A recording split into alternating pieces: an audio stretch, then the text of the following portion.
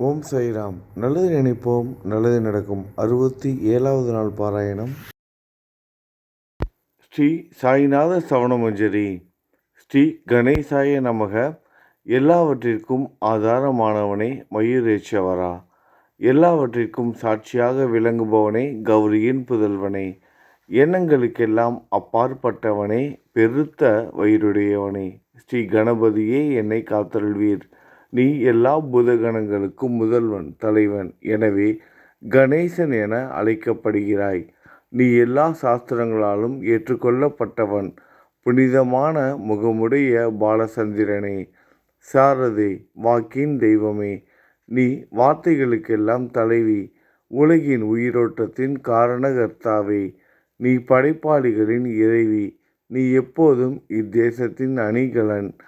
எங்கும் நிறைந்து இருக்கும் எல்லையில்லாத சக்தியே, உலகின் தாயே, உன்னை வணங்குகிறேன். பூரண முழுமையான பரபிரம்மே, மகான்களுக்கு பிரியமானவனே, பண்டரிநாதன் உருவில் வெளிப்பட்ட அவதாரமே, நீ அன்பு கடவுள், எல்லையற்ற கருணை உள்ளம் கொண்டவனே, பாண்டுரங்கா நரஹரி. பொம்மலாட்டக்காரன் தன் கையிலுள்ள கயிற்றால் பொம்மைகளை ஆட்டுவிப்பது போல் பிரபஞ்சம் எங்கும் நிறைந்து நின்று உலகை ஆட்டுவிக்கும் ஒரு பொம்மலாட்டக்காரன். உன் மெய்ப்பொருளை உய்த்துணர அறிவியல் ஏடுகளும் புனித நூல்களும் இன்னமும் முயன்று கொண்டுதான் இருக்கின்றன. மெத்த படித்தவர்களுக்கு நீ வெளிப்பட்டதே இல்லை. சக்கரபாணியே, அத்தகைய அறிவற்றவர்கள் வெறும் வார்த்தை ஜாலங்களிலேதான் சிக்குண்டவர்கள். மகான்கள் மட்டுமே உன்னை உணர்வார்கள். மற்றவர்கள் குழப்பமடைந்து உள்ளார்கள். உனக்கு பக்தியோடு கூடிய சாஷ்டாங்க நமஸ்காரத்தை செய்கிறேன். 5 முகங்கள் கொண்ட சங்கரனே, மனித மண்டை ஓடுகளால் ஆன மாலை அணிந்தவனே, நீலகண்டனே, திகம்பர ஓங்கார வடிவானவனே, பசுபதியே, எல்லா நேரங்களிலும் எவருடைய உதடுகள் உன் பெயரை உச்சரிக்கிறதோ அவர்களது உலகியல் துன்பங்கள் உடனடியாக நீங்கிவிடும். ஜடா முடியை தரித்த சிவனே, உன் நாமத்தின் சக்தி அத்தகையது. உன் பாதங்களை வணங்கி நான் சாயி புகழை கூறும் இந்த துதியை எழுதுகிறேன். இந்த அருட்பணி முழுமையடைய எனக்கு அருள்வாயாக. நீலகண்டா, அழகால விஷமுண்ட சிவனே. இப்போது அத்திரி மகரிஷியின் புதல்வரான தத்தாத்திரேயரையும் குலதெய்வமான இந்திரனையும் துக்காராமையும் எல்லா ஞானிகளையும் பக்தர்களையும் பணிகிறேன். சாயிநாதா, உனக்கு வெற்றி கிட்டட்டும். பாவிகளை கடை தேற்றும் கருணை உள்ளவரே, உங்கள் பாதங்களில் என் தலையை வைத்து இருத்தி வேண்டுகிறேன். உன் பாதுகாப்பை எனக்கு அருள்வாய். நீ முழுமையான பரபிரம்மம், ஆனந்தத்தின் இருப்பிடம். நீயே விஷ்ணு. மனிதர்களுள் தலை சிறந்தவர். மன்மதனை எரித்த உமையொரு பாகனும் நீயே. நீ மனித உருவில் தோன்றிய இறைவன். அறிவு என்னும் ஆகாயத்து சூரியன். நீ கருணை கடல். நீ பிறவி பிணிக்கு ஒரு அருமருந்து. நீ ஏழைகளுக்கும் கீழ்த்தட்டு மக்களுக்கும் விரும்பியதை கொடுக்கும் சிந்தாமணிக்கல். நீ உன் பக்தர்களை பரிசுத்தப்படுத்தும் தெய்வம். உலக வாழ்க்கை என்னும் சம்சார கடலில் மூழ்குபவர்களை காப்பாற்றும் ஓடம். நீ அஞ்சுபவர்களின் புகலிடம். நீ இந்த பிரபஞ்சம் தோன்ற முதற் காரணமான பரிசுத்த பேரின்ப பேருணர்வு. நீ கருணையே உருவானவன். உனது பலவிதமான வெளிப்பாடுகளில் இந்த உலகமும் ஒன்று. நீ பிறப்பற்றவன். சாவும் உன்னை தொட முடிவது இல்லை. என் நீண்ட ஆழமான சிந்தனைக்கு பின் வெளிப்பட்ட கருத்தே இது. பிறப்பு இறப்பு என்பவை அஞ்ஞானத்தால் தோன்றும் வெளிப்பாடே. மகாராஜா, நீங்கள் இறப்பும் பிறப்பும் மற்ற சுதந்திர பறவை. தண்ணீர் நீரூற்றாக தோன்றினால் அதன் ஆதாரம் அங்கு இருப்பதாக அர்த்தமா? ஏற்கனவே அது அங்கு நிரம்பி இருந்தது. பூமியின் உள்ளே இருந்தது. ஊற்றாக வெளியே வந்தது, அவ்வளவுதான். மணற்படுகையில் நீர் ஊற்றாக வெளிப்பட்டதும் அது நீரோடை என்ற பெயர் பெற்றது. அதன் சரியான பெயர் ஊற்று. தண்ணீர் இல்லாவிட்டால் அது வெறும் மணற்படுகையே. அந்த மணற்படுகையில் தண்ணீர் ஊற்றாக வந்தாலும் அல்லது வற்றி போனாலும் தண்ணீருக்கு அதனால் ஒன்றுமாவது இல்லை. ஏனென்றால் தண்ணீர் அந்த மணற்படுகைக்கு எந்தவிதமான முக்கியத்துவமும் கொடுப்பது இல்லை. ஆனால் அறியாமையால் மணற்படுகையோ நீர் நிரம்பி இருந்தால் அது பெருமைப்பட்டு கொள்கிறது. ஆகையால் நீர் வற்றியவுடனே அது மிகவும் மனவருத்தம் அடைகிறது. இந்த மனித உடலும் ஒரு விதத்தில் அந்த மணற்படுகை போன்றதே. புனித பேரின்ப நிலையை அந்த நீரூற்றின் தூய தண்ணீருக்கு ஒப்பிடலாம். இம்மாதிரி எண்ணற்ற மணற்படுகைகளை இருந்தபோதிலும் அவற்றில் உள்ள நீர் மட்டும் மாறுபடுவதே இல்லை. கருணை உள்ளவரே, நான் உங்களை ஆதியும் அந்தமும் இல்லாதவன், பிறப்பற்றவர் எனக் கூறுவேன். அறியாமை என்னும் மலையை உடைக்க உதவும் இந்திரனின் கையில் இருக்கும் வஜ்ர ஆயுதம். இதுவரை இந்த பூமியில் எத்தனையோ எண்ணற்ற உயிரினங்கள் தோன்றியுள்ளன. இப்போதும் தோன்றிக் கொண்டுதான் இருக்கின்றன. வருங்காலத்தில் மேலும் எண்ணற்ற உருவங்கள் தோன்றத்தான் போகின்றன. அந்த ஒவ்வொரு தோற்றத்திற்கும் ஒரு தனி உருவமும் பெயரும் கிடைக்கும். இந்த உயிர்கள் ஒவ்வொன்றும் பெயராலும் தோற்றத்தாலும் மட்டுமே இவ்வுலகில் அடையாளம் காட்டப்படுகிறது. ஆகையால் அந்த சுத்த பேருணர்வு நிலையை நீ நான் என்று பிரித்து காட்டுவது சரியல்ல. ஏனென்றால் எது இரண்டாக தோன்ற முடியாதோ அதுவே உண்மையில் பரிசுத்த பேரின்ப பேருணர்வு சைதன்யம் எனப்படும். அது ஒன்றே அனைவரின் உள்ளும் ஆத்மா என்ற பெயரில் உள்ளது. மேலும் உண்மையை சொல்வதானால் அந்த ஒரே ஒரு சுத்த பேரின்ப பெருணர்வு நிலைதான் உலகம் முழுவதும் வியாபித்து இருக்கிறது. அப்படி இருக்கையில் நீ நான் என்ற வேற்றுமைகள் எவ்வாறு இருக்க முடியும்? நீருண்ட மேகத்தில் உள்ள நீரின் தன்மை உலகெங்கிலும் ஒன்றே. ஆனால் அது பூமியை அடைந்தது வெவ்வேறு தோற்றங்களை ஏற்கின்றன. நதி, ஏரி, ஊற்று. கோதாவரி மணற்படுகையில் விழும் நீர் கோதாவரி நதி என்றழைக்கப்படும். அதே சமயம் கிணறு ஒன்றில் விழும் நீருக்கு அந்த சிறப்பு தகுதி கிடைப்பது இல்லை. கோதாவரி நதி மிகவும் புனிதமானது. நீங்கள் அதில் உள்ள நீரை போன்றவர். நாங்கள் குளம், குட்டை, சகதியில் உள்ள நீர் போன்றவர்கள். நம் இருவருக்கும் இடையே உள்ள வித்தியாசம் இதுதான். எங்கள் வாழ்வின் குறிக்கோளை அடைவதற்கு நாங்கள் உங்களிடம் வர வேண்டும். கூப்பிய கரங்களுடன் சரணடைய வேண்டும். ஏனென்றால் நீங்கள் ஒருவரை புனிதத்தின் உறைவிடம். புனிதமடைந்த கோதாவரி நதி மணற்பரப்பில் மழைநீர் பாயத் தொடங்கும் பொழுது அந்த நீர் புனிதத்தன்மையை அடையும்.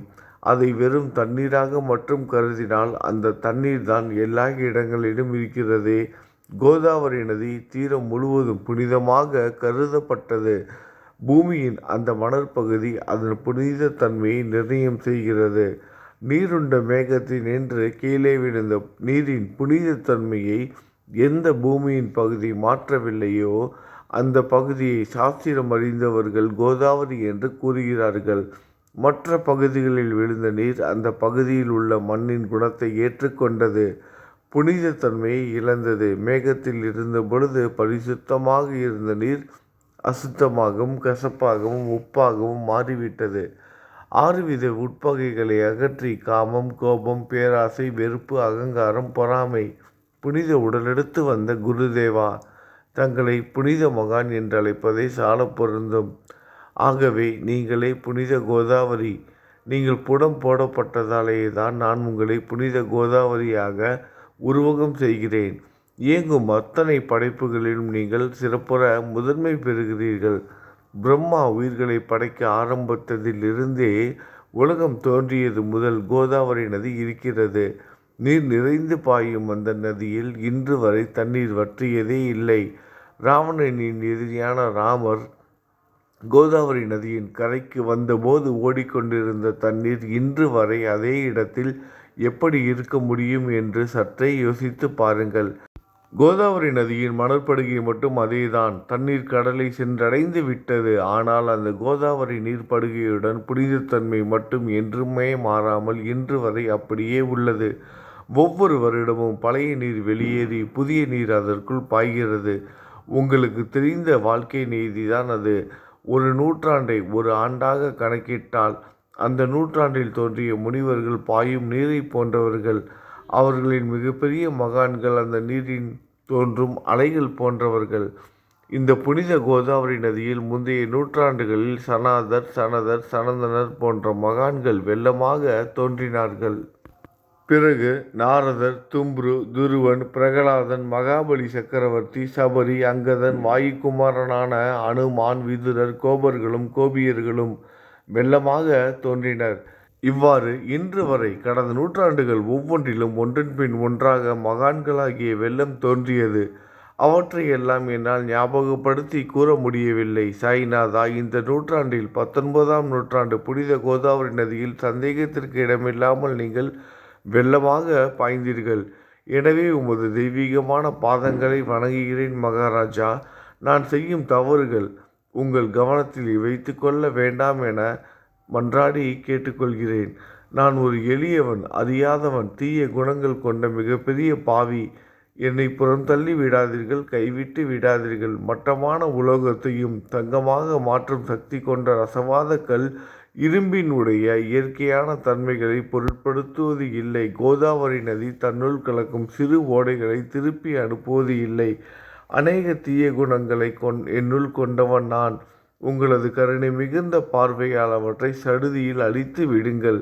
இது மட்டும்தான் உங்கள் அடிமையான தாஸ்கனுவின் வேண்டுகோள். ரசவாத கல்லின் தொடர்பு ஏற்பட்டும் இரும்பின் இயற்கை தன்மைகள் அளிக்கப்படாவிட்டால் குருதேவா, அது ரசவாத கல்லின் பெருமைக்கு இழுக்கு அல்லவா? என்னை பாவியாகவே இருக்கும்படி விட்டு விடாதீர்கள். தங்களை குறைவாக மதிப்பிட்டு கொள்ளாதீர்கள். நீங்கள் ரசவாத கல், நான் இரும்பு. எனக்கு ஏற்படும் இழிவுகள் தங்களுக்கு ஏற்படும் இழிவுகள் அல்லவா? ஒரு குழந்தை தவறுகள் செய்து கொண்டேதான் இருக்கிறது. ஆனால் அதற்காக தாயார் கோபம் அடைவது இல்லை. இதை தாங்கள் நினைவில் வைத்து கொண்டு எனக்கு உங்கள் அருளாசிகளை தாருங்கள். சத்குரு சாய்நாதா, நீங்கள் எனது கற்பக விருட்சம், சம்சார கடலை கடக்க உதவும் கப்பல். சந்தேகத்திற்கு இடமின்றி நீங்கள் ஒருவர் மட்டுமே என்னை கடைத்தேற்ற முடியும். நீங்கள் எனக்கு காமதேனுவாகிய பசு. நீங்கள் சிந்தாமணிக்கல், ஞானவானில் சூரியன் தாங்கள். நீங்கள் நற்பண்புகளின் சுரங்கம், சொர்க்கத்திற்கு ஏறி செல்ல உதவும் ஏனி நீங்கள். புனித செயல்களின் நிறைகள் நிறைய கொண்டவரை, பரிசுத்தமானவரை, சாந்தி மற்றும் பேரின்பத்தின் மொத்த உருவமே, இரண்டாக இல்லாதவரை, வேறுபாடு இல்லாதவரை, அறிவு கடவுளை, குறைகளற்ற முழுமையான அறிவாக உருவெடுத்தவரை, மனிதர்களில் உன்னதமானவரை, சாந்தி மற்றும் மன்னிப்பதின் உறைவிடமே, பக்தர்களின் அடைக்கலமே, என்னை ஆசீர்வதியுங்கள், என்னை ஆசீர்வதியுங்கள். சத்குரு மச்சீந்திரநாதர் நீயே. சிவன் நெற்றிக்கண்ணை திறந்தவுடன் அந்த அக்னியில் தோன்றிய மகாத்மா ஜாலந்தரும் நீயே. நீங்கள் மகாராஷ்டிராவில் தோன்றி பக்தி மார்க்கத்தை பரப்பிய ஞானிகள் நிவர்த்திநாதர், ஞானேஸ்வரர், கபீர்தாசர், ஷேக் முகமது ஏகநாதர். நீங்கள் போதவா தத்தகுருவின் குரு நீங்களே. பண்டரிநாதரின் அடியவர் சாவதா மாலி. நீங்கள் உண்மையில் ஆஞ்சநேயரின் மறு அவதாரம் ராமதாசர். நீங்கள் மகாராஷ்டிர ஞானி பாண்டுரங்கன் மீது அபகங்கள் என்னும் கீர்த்தனை நிறைய இயற்றிய துகாராம். சாயிநாதா, நீங்கள் முஸ்லீம் ஞானி ராமபக்தர் ஷகாராம். நீங்கள் தத்தாத்திரேயரின் மறு அவதாரம் மாணிக் பிரபு. உங்களது இன்றைய அவதார தோற்றம் மற்றும் உங்களுடைய எண்ணற்ற தன்மைகளை புரிந்து கொள்ள உண்மையில் கடினமாக இருக்கிறது. உங்களது ஜாதி குலம் பற்றிய எதையும் நீங்கள் எவருக்கும் வெளிப்படுத்தியது இல்லை. சிலர் உங்களை முஸ்லீம் என்கிறார்கள், சிலர் உங்களை பிராமணர் என்கிறார்கள். கிருஷ்ணரை போன்று எண்ணற்ற தெய்வீக லீலைகளை செய்வதெல்லாம் உங்களுக்கு ஒரு விளையாட்டு. ஸ்ரீ கிருஷ்ண பரமாத்மாவை பார்த்து உய்த்துணர்ந்த பல்வேறு மக்கள் பலவிதமான பெயர்களிட்டு அவரை அழைத்தனர். சிலர் அவரை எதுகுலத்தின் அணிகலன் என்றனர், சிலர் அவரை மாடுகள் மேய்க்கும் இடையன் என்றனர். யசோதை அவரை பச்சிளம் குழந்தை என்றால், கிருஷ்ணனின் மாமனாகி கம்சன் அவரை மகா காலன், உயிரை குடிக்கும் யமன் என்றான். அர்ஜுனன் அவரை எங்கும் நீக்கமர நிறைந்துள்ளவர் என்றான். அவ்வாறே குருநாதா, ஒவ்வொரு மனிதனின் மனநிலைக்கு ஏற்ப, அவரவர் எண்ணங்களுக்கு ஏற்ப உங்களுக்கு பெயர்களை சூட்டினார்கள். மசூதி நீங்கள் வாழும் இருப்பிடம். உங்கள் காதுகள் குத்தப்படவில்லை. இந்து மத வழக்கப்படி காதுகள் குத்தப்பட வேண்டும். பாத்தியா ஓதுவதை பார்த்து நீங்கள் முஸ்லீம் என்று கூறுவது பொருத்தமானதே. கருணாமூர்த்தியே, அதேபோல் நீங்கள் அக்னியை வழிபடுவதை பார்த்து நீங்கள் ஒரு இந்து என்று முடிவு செய்யப்பட்டது. இந்த வெளிப்புற வித்தியாசங்களை வீண் விவாதம் செய்யும் எண்ணம் கொண்டவர்களை விரும்புவார்கள். உண்மையான ஞானத்தில் ஆர்வம் கொண்டவர்கள் இந்த வெளிப்புற வேறுபாடுகளுக்கு முக்கியத்துவம் தரமாட்டார்கள். நீங்கள் பிரம்மத்தின் நிலையில் இருக்கிறீர்கள். ஜாதி குலம் போன்றவை உங்களுக்கு முக்கியமில்லை. நீங்கள் எல்லோருக்கும் மேலான உயர்ந்த குருவாகவும் இந்த பிரபஞ்சத்தை படைத்தவராகவும் இருக்கிறீர்கள். முஸ்லிம் இந்துக்களுக்கு இடையே பகைமையுணர்வு ஏற்பட்டதால் அவர்களுக்கிடையே இணக்கமான உறவையும் ஒற்றுமையையும் ஏற்படுத்துவதற்காகவே நீங்கள் மசூதியில் அமர்ந்து அக்னி வழிபாட்டை நடத்தி உங்கள் லீலைகளை பக்தர்களுக்கு காட்டினீர்கள். நீங்கள் ஜாதி மதங்களுக்கு அப்பாற்பட்டவர். நீங்கள் பிரம்மமே. உண்மையில் அதுவே நீங்கள்தான். நீங்கள் உண்மையில் எண்ணங்களுக்கும் அப்பாற்பட்டவர். உங்களை பற்றிய வாத பிரதிவாதங்கள், ஊகங்கள், ஆதாரம் இல்லாத கருத்துக்கள் நடமாடும் இடத்தில் என் வார்த்தைகளுக்கு முக்கியத்துவம் எப்படி கிடைக்கும்? ஆனால் உங்களை பார்க்கும் பொழுது என்னால் மௌனமாக இருக்க முடியவில்லை. வார்த்தைகளால் போற்றுதலே உலக வழக்கில் உள்ள ஒரே வழக்கம். ஆகையினால் உங்கள் அருளாசியுடன் வார்த்தைகளால் எப்படி எல்லாம் போற்ற முடியுமோ அவ்வண்ணமே போற்றி புகழ்கிறேன். கடவுளின் நிலையை விட மகான்களின் நிலை வேறுபட்டும் மிக உயர்ந்ததாகவும் இருக்கும். மகான்களின் அருகில் நான், எனது போன்ற எண்ணங்களுக்கு இடமே இல்லை. கடவுளை வெறுத்ததால் இரணியகசிபுவும் ராவணனும் கொல்லப்பட்டனர்.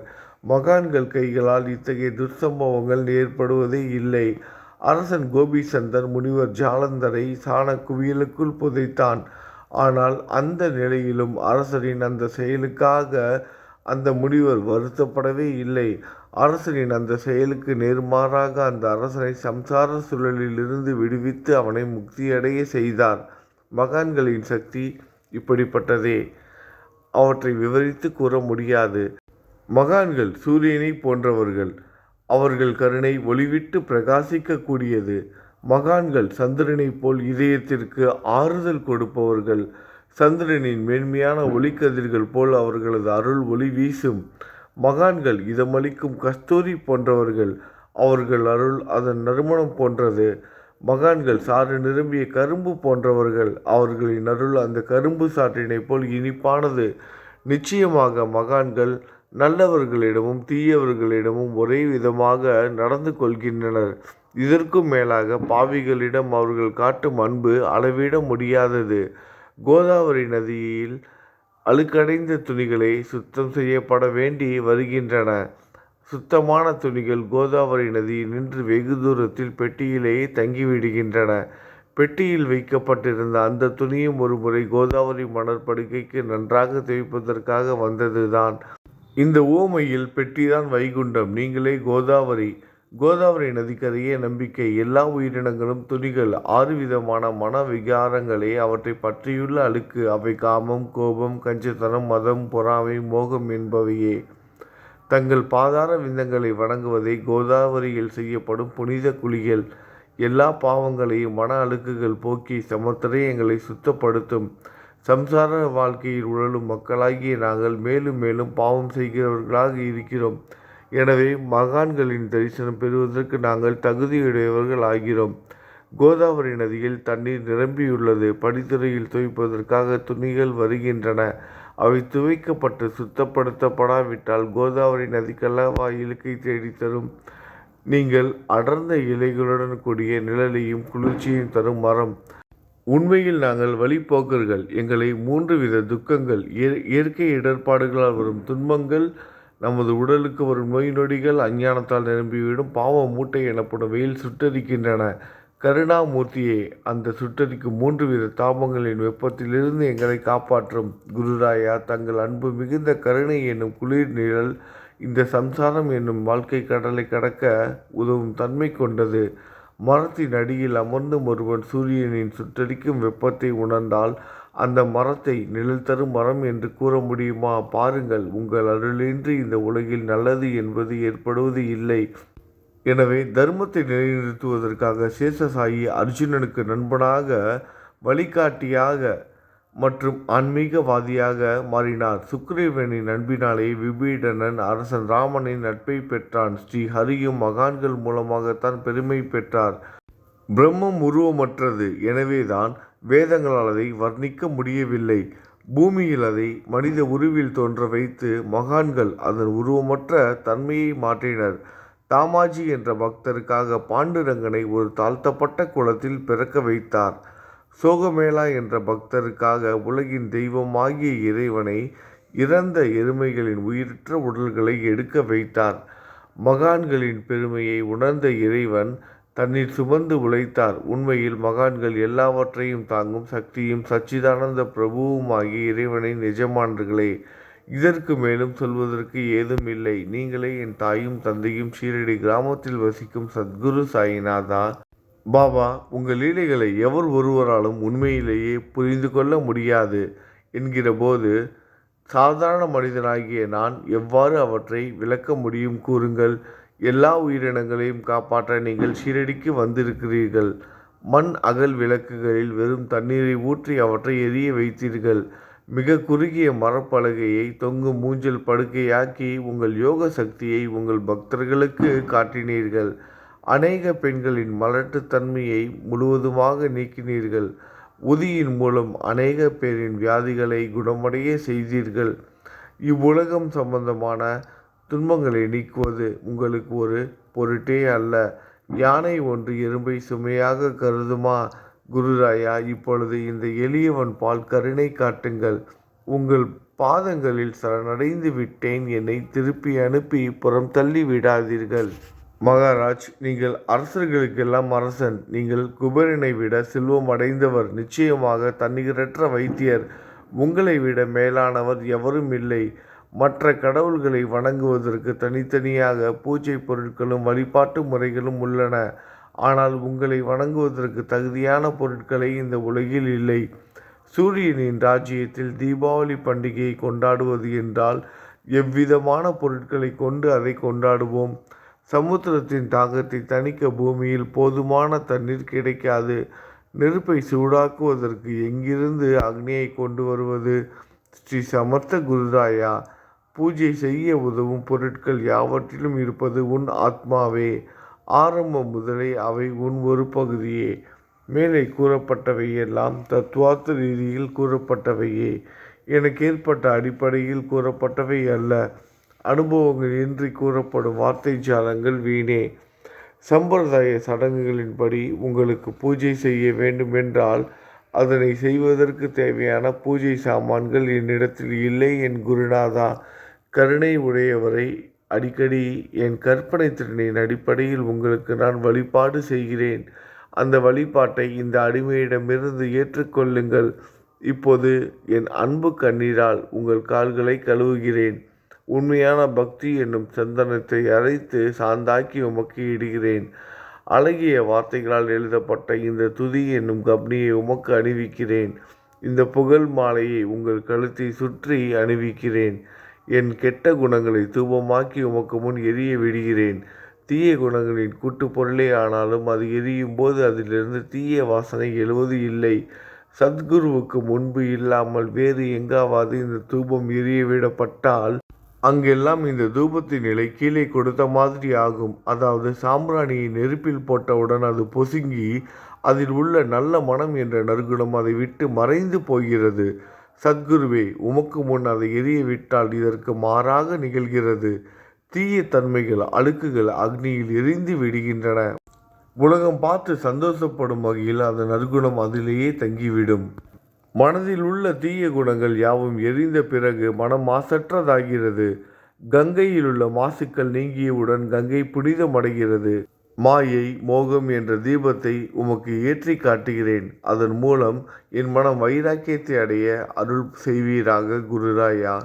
பரிசுத்தமான நம்பிக்கை என்ற சிம்மாசனத்தை நீங்கள் என்னுள் அமர்வதற்கு ஆசனமாக உமக்கு தருகிறேன்.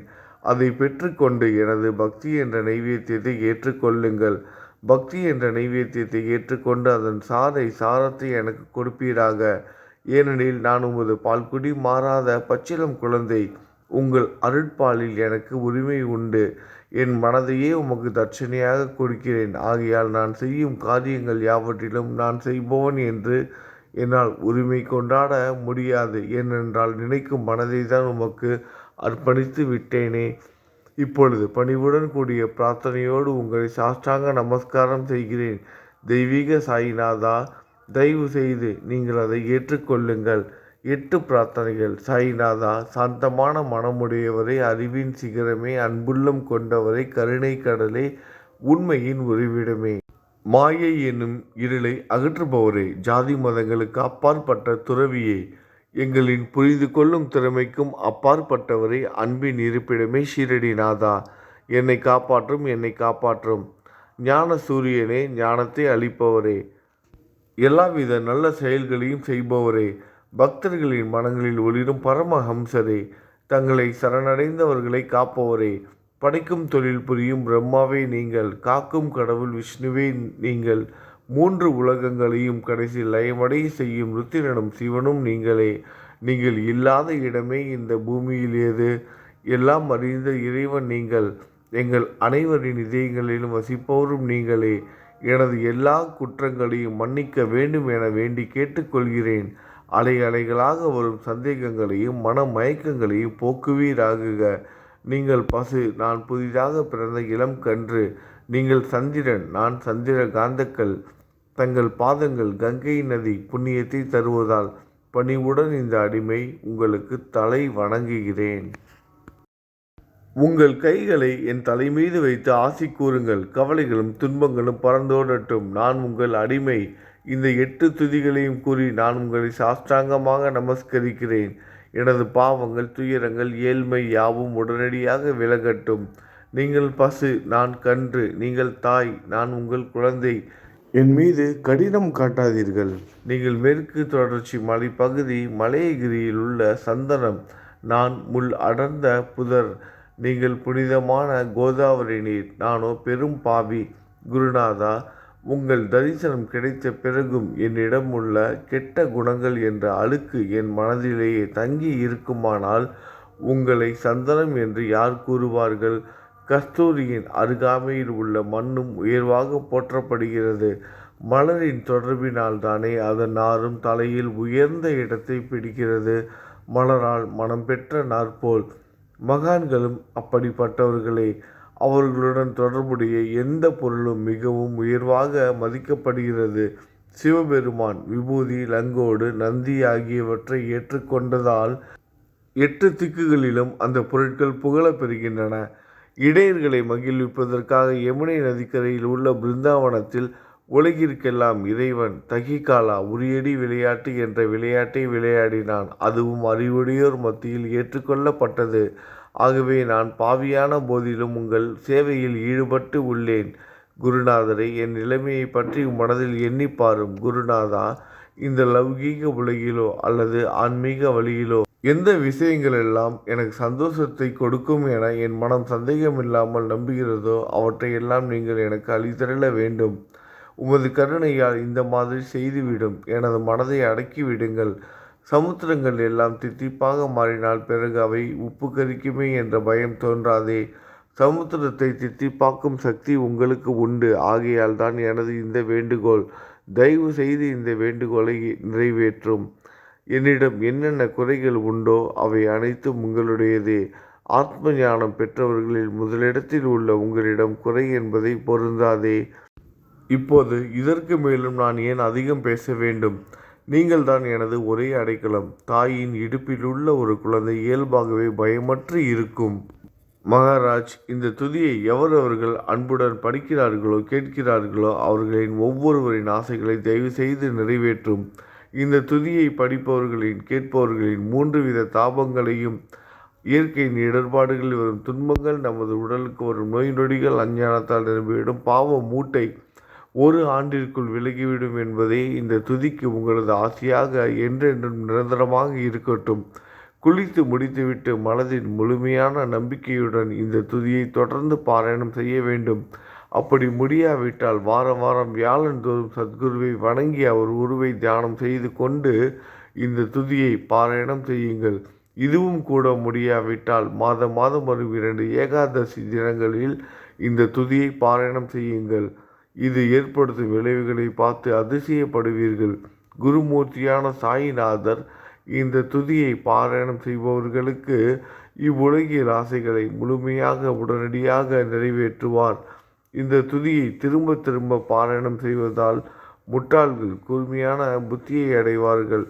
யாருடைய வாழ்நாளாவது குறைவானதாக இருப்பின் இந்த துதியை அவர்கள் படிப்பதால் 100 ஆண்டு காலம் வாழ்வார்கள். இந்த துதியை தொடர்ந்து பாராயணம் செய்து வந்தால் செல்வம் குறைவாக இருந்தால், ஏழையாக இருந்தால், செல்வத்தின் அதிபதி குபேரன் அவர்கள் வீட்டிற்கு வந்து தங்கி அவர்களுக்கு ஏவல் புரிவான். இது சத்தியம், இது சத்தியம், இது சத்தியம் என 3 முறை கூறுகிறேன். குழந்தை செல்வம் இல்லாதவர்கள் இந்த துதியை தொடர்ந்து படித்து வந்தால் குழந்தை செல்வம் பெறுவர். இந்த துதியை படிப்பவர்களின் வியாதிகள் எல்லா பக்கங்களிலும் பறந்தோடிவிடும். வியாதியினின்று குணம் கிடைக்கும். இந்த துதியை திரும்ப திரும்ப படித்தால் பயம் மற்றும் கவலை மறைந்து போகும். மதிப்பும் மரியாதையும் கிடைக்கும். அழிவற்ற பிரம்மத்தை உணர்வார்கள். பிரம்ம ஞானம் கிட்டும். அறிவுடையோரை, இந்த துதியின் மீது உங்கள் இதயங்களில் முழுமையான நம்பிக்கை வையுங்கள். சந்தேகங்கள், நம்பிக்கையின்மை, தவறான எண்ணங்கள் ஆகியவற்றிற்கு கொஞ்சம் கூட மனதில் இடம் கொடுக்காதீர்கள்.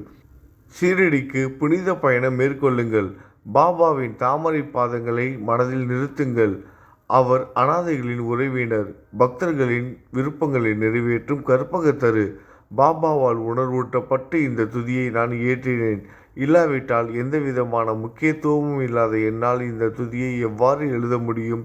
சக ஆண்டு 1840, ஆங்கிலம் ஆண்டு 1918, புரட்டாசி மாதம் வளர்பிறையில் விநாயகர் சதுர்த்தி அன்று திங்கட்கிழமை 2வது யாமத்தில் சூரிய உதயத்திற்கு முன் இந்த பாமாலை நிறைவு செய்யப்பட்டது. புனிதம் வாய்ந்த நர்மதா நதிக்கரையில் இந்தூருக்கு அருகிலுள்ள ஊரான மகேஸ்வர சேத்திரத்தில் ஸ்ரீ அகல்யாதேவியின் சந்நிதியில் சாயிநாதரை போற்றி பாடும் இந்த ஸ்தவன மஞ்சரி நிறைவடைந்தது. மகேஸ்வரம் என்ற புனித ஸ்தலத்தில் இந்த துதி நிறைவடைந்தது. ஸ்ரீ சாயிநாதர் என் மனதிற்குள் புகுந்து இந்த துதியின் ஒவ்வொரு வார்த்தையையும் என்னை கூற வைத்தார். எனது சீடன் தாமோதரன் இதை நான் கூற கூற எழுதினான். தாஸ்கனுவாகிய நான் எல்லா ஞானிகள் மற்றும் துறவிகளின் வேலையால் எங்கும் மங்களம் பொங்கட்டும். ஸ்ரீ சாயிநாதரை போற்றி பணிவுடன் எழுதப்பட்ட இந்த ஸ்ரீ சாயிநாத ஸ்தவனமஞ்சரி என்ற துதி பாராயணம் செய்பவர்கள் சம்சார கடலை கடக்க உதவட்டும். இது ஸ்ரீ பாண்டுரங்கனுக்கு தாஸ்கனுவின் நம்பிக்கை மற்றும் பணிவோடும் கூடிய பிரார்த்தனை. ஓம் சாய்ராம். நல்லது நினைப்போம், நல்லதே நடக்கும். ஓம் சாய்ராம்.